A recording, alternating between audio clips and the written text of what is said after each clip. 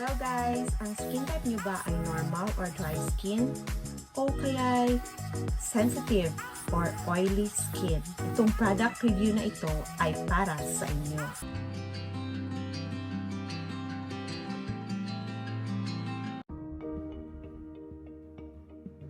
Hi guys! It's me, Momshie Hazel. For today's video, let me share to you a product review from Hada Labo, one of its skincare product selection, and this is Hada Labo Hydra and Whitening Face Wash.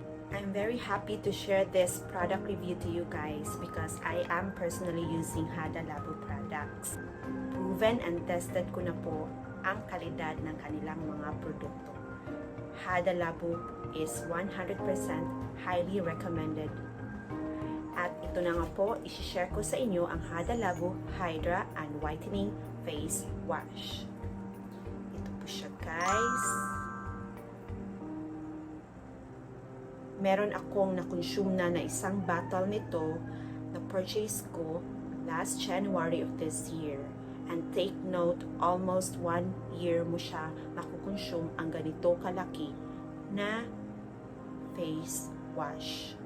This is 100 gram face wash and this costs 295 pesos. Available po siya sa lahat ng Watsons nationwide. It contains no paraben, no colorant, no fragrance. This is very safe. And take note guys, I have an 11-year-old daughter who is having a little blemishes already on her forehead, and I let her try this one and very good po, at slowly di po lumalaki yung blemish niya dito sa forehead. And she is just 11 years old and this product suits her well also. And her skin type is not the same sa akin na oily.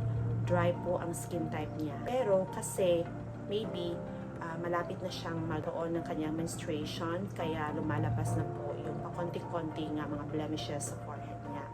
Pero I let her try this one and very effective po talaga si Hada Labo. Without further ado, I will share to you what Hada Labo's contents and how to use this product as well.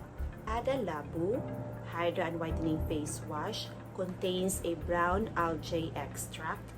This is a natural seaweed extract that helps to replenish skin with minerals and vitamins and draw water into skin, leaving it refreshed and deeply hydrated.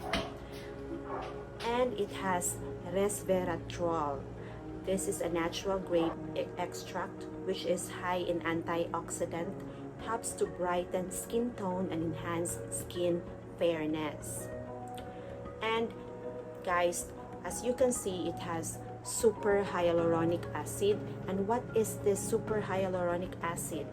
This helps to lock in and deeply hydrate skin for significantly soft, smooth, and supple skin after every wash. Guys, this is very gentle on skin because it is, like I said earlier, it is free of alcohol, fragrances, colorant, and mineral oil. Wala po talaga kayong masismell when you use this one, at ang color niya is just white, plain white. And how to use this? This is recommended to use twice a day, and just squeeze sufficient amount on your palm and apply it on your skin in a circular motion. Lather with water and massage onto face. Rinse thoroughly with water. So, yan po, ganun po kasimple kung paano po siya gagamitin. Yung previous vlog ko po regarding sa Hada Labo, yun po yung mga skincare regimen ko.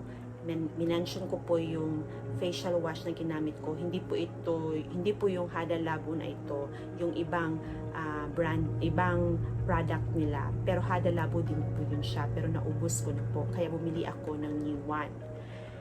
And I'm also using a toner from Hada Labo after washing my face with their facial wash, and this is the Hada Labo Premium Goyok John Hydrating Lotion. So this is their toner, and you will not use any cotton balls or any wipes to put this on your skin. You just have to put it on your palm and tap it on your skin.